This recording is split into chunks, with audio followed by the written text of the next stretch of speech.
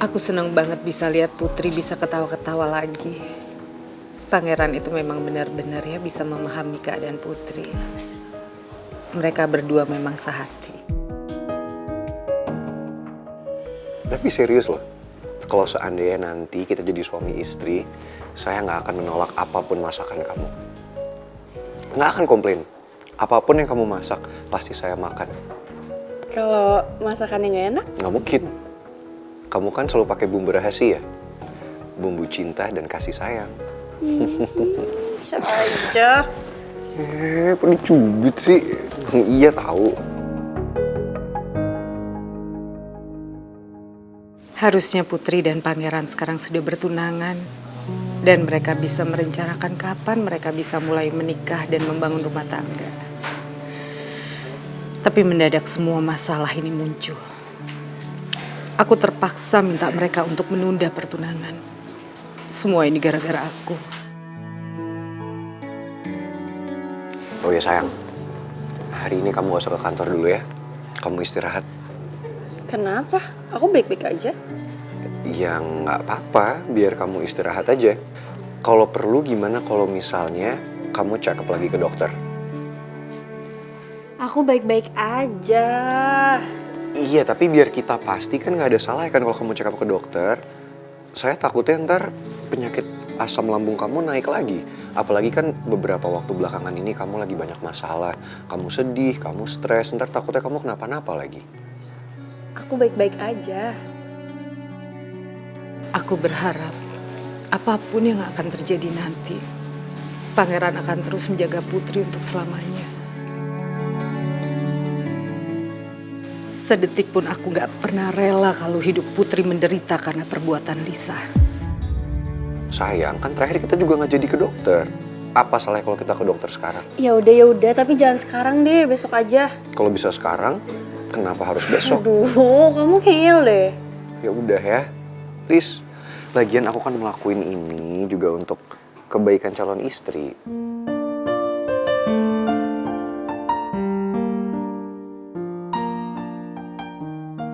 Ibu gak akan pernah lelah berdoa untuk kebahagiaan kamu.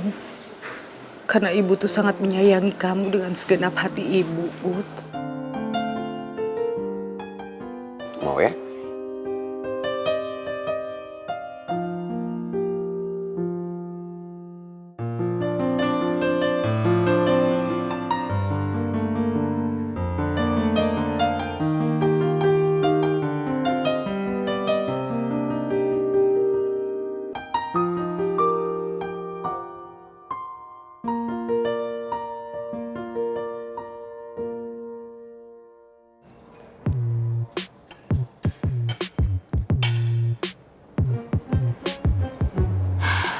Niatnya mau makan di sini supaya nggak kepikiran sama Tristan, tapi malah sebaliknya. Pasti kalau ada dia aku nggak akan makan sendiri di sini. Tristan pasti lagi sama Mel. Malah benar-benar beruntung bisa dapetin Tristan. Udahlah, nggak bisa aku kayak gini.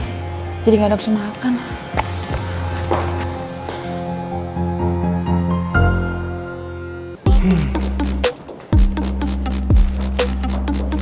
Aku yakin kamu pasti suka sama makanan di restoran itu karena makanannya enak-enak. We'll see. Yaudah, yuk. Nanya.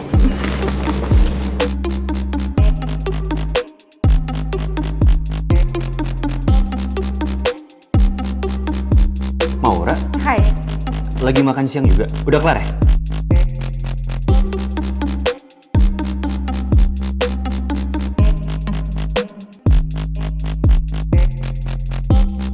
Sumpah, ngapain sih harus ketemu Maura di sini? Mood gue langsung drop kan jadinya. Tadinya sih mau makan, cuma keingat ada kerjaan jadi mau balik ke kantor lagi.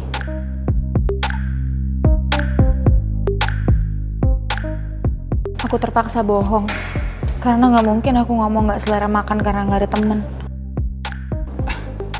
Maura, kerja sih kerja, tapi sempetin lah makan. Atau gabung yuk makan siang sama kita? Ya.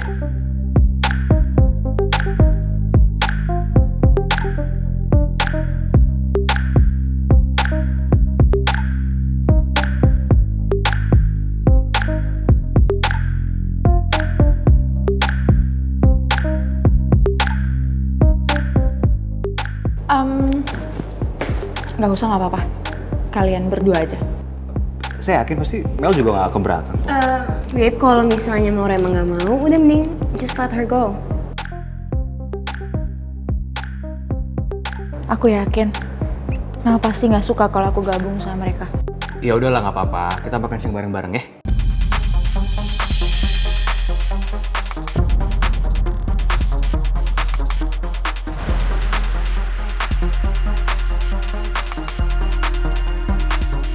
Please, jangan mau Maura. Please.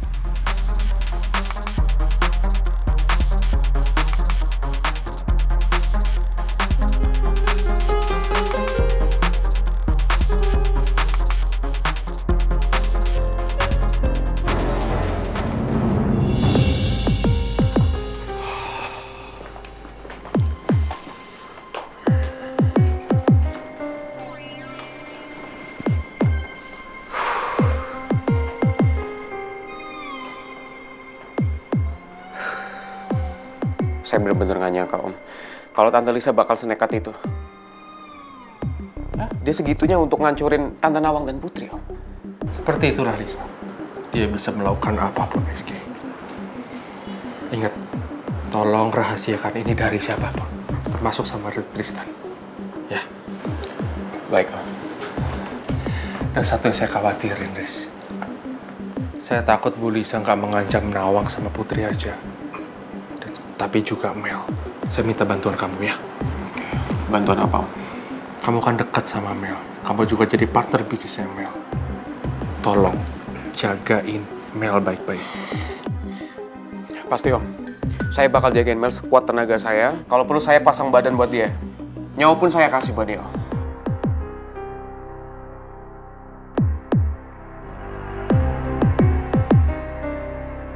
Gue senang bisa deketan terus sama Mel. Ya, walaupun saya suruh kamu jaga Mel, ingat, gak lebih dari sahabat sama teman. Gak lebih. Ya itu, kamu jangan ngarep terlalu lebih, bro. Kamu tahu kan, non Mel itu kan udah punya Tristan. Ya masa iya sih kamu mau rebut Mel dari Tristan? Aduh, bro, kalau Om Jojo nggak level, bro. Gengsi, ngerebut pacar temen. Kayak gak ada perempuan lain aja.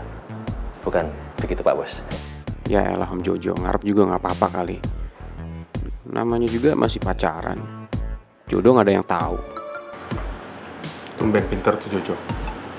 Mel sudah berhubungan sama Tristan. Jangan manfaatin kondisi kamu.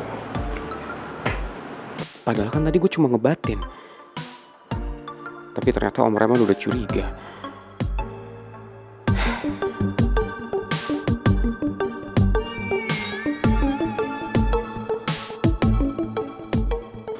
Saya permisi, Om. Ya. Makasih ya, Riz. Om Jojo. Ya.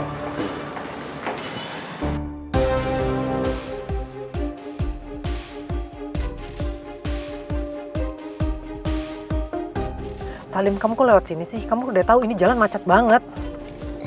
Bu, ini kan jalur paling cepat, Bu, kalau mau ke bandara, Bu. Kalau kita lewat jalan yang lainnya, udah, Bu, lama, Bu, nyampenya. Ya tapi kalau kayak gini juga kan sama aja. Kamu kan tahu kita lagi dikejar polisi, Lim. Jadi kamu harus cepat cari jalan gimana caranya supaya cepat ke bandara. Ibu mau cepet? Ya gampang, Bu. Naik ojek aja, Bu. Ih, kamu udah tahu kondisi saya kayak gini. Kamu suruh saya naik ojek.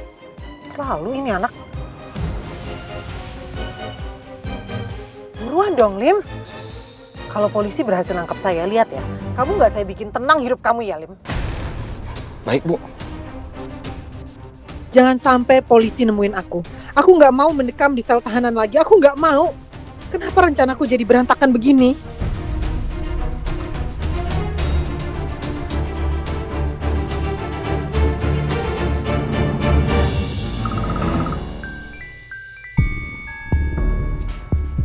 Halo, Gon.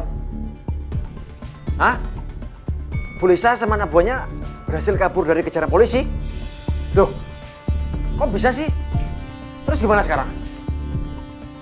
Kamu yakin, Gon? Mereka ke arah bandara? Oke, Gon. Sekarang kamu lacak lokasinya ya. Kamu kerahkan semua anak buah kamu ke bandara. Secepatnya, kamu kabarin saya ya. Oke, Gon. Suwon. Bu Lisa kabur. Bu Lisa kabur sama Salim, Pak Bos. Bisa-bisanya dia kabur ya, Jo. Dia kan lagi sakit. Aduh, gak bisa saya percaya. Itu Bu Lisa bener-bener udah kayak ular, Pak Bos. Licin banget. Ampun deh. Bisa nggak bisa. Bu Lisa jangan sampai kabur apapun yang terjadi, Jo. Kita harus bantuin polisi. Siap, Pak Bos. Ini saya bilang sama anak buah saya, Pak Bos. Suruh standby di bandara. Buat ngecek Bu Lisa. Iya. Bagus. Kamu emang selalu bisa saya andalkan. Ingat, Jo. Jangan sampai kabur kali ini, Lisa. Siap, Pak Bos.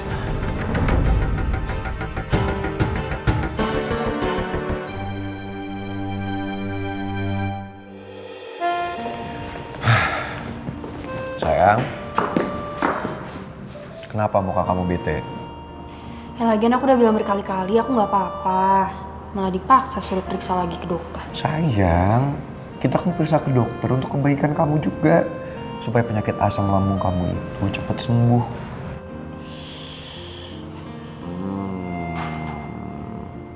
Oke.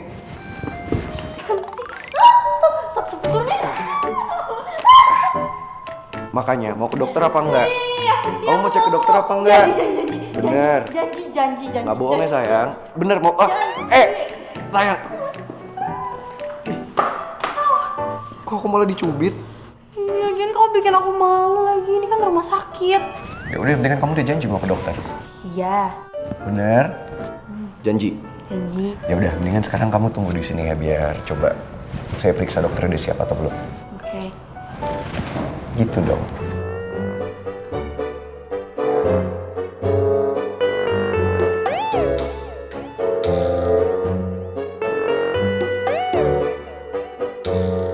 Selain bisa nenangin gue, Pangeran juga selalu punya cara buat bikin gue senyum.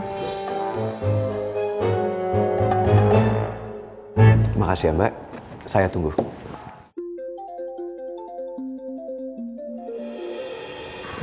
Ya halo Om Rimen.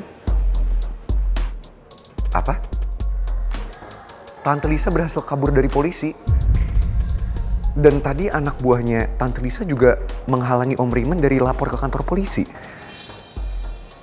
Iya, saya paham Om. Tenang aja, saya akan hati-hati kok. Om Rimen gak usah khawatir. Putri aman sama saya. Makasih Om. Dokter Vita? Sebentar ya Om. Dok, dokter ingat sama saya kan? Saya Pangeran dok, yang kemarin bawa calon tunangan saya untuk periksa ke dokter. Dokter mendiagnosa calon istri saya dengan penyakit kista ovarium, kalau dokter ingat. Oh ya, sekarang saya ingat. Bagaimana Pak? Kabar tunangan Bapak? Sehat? Baik dok. Dia masih rutin minum obat dari dokter dan sekarang juga saya mau ajak dia untuk check up ke dokter. Apa sudah mendaftar? Sudah dok. Tapi sebelumnya ada yang perlu saya bicarakan sama dokter.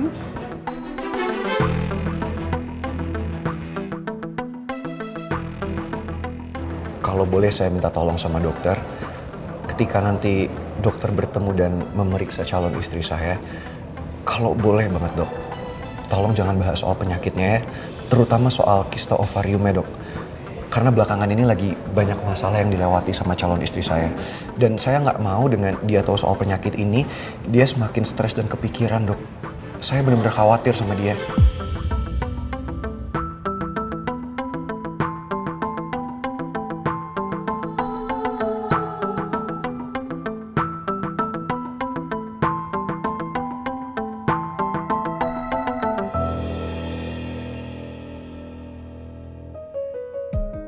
Pangeran kemana sih? Masa cuma nanya dokternya udah datang apa belum, lama banget.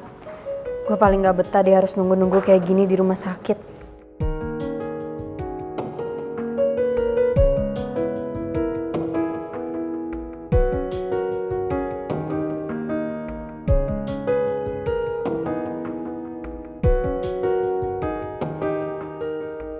Ternyata Pangeran malah ngobrol sama dokternya. Kenapa nggak nanti aja sekalian nunggu gue diperiksa? Mereka juga kelihatannya serius banget ngobrolnya. Ngobrolin apa ya?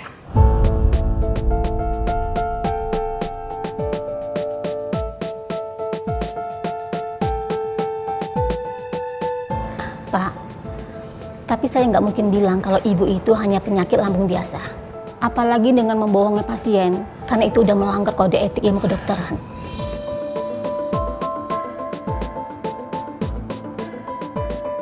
Saran saya, Pak, sebaiknya Bapak berterus terang kepada Ibu tentang penyakit Ibu. Karena apa? Karena pengobatan ini harus dalam waktu bukti yang lama.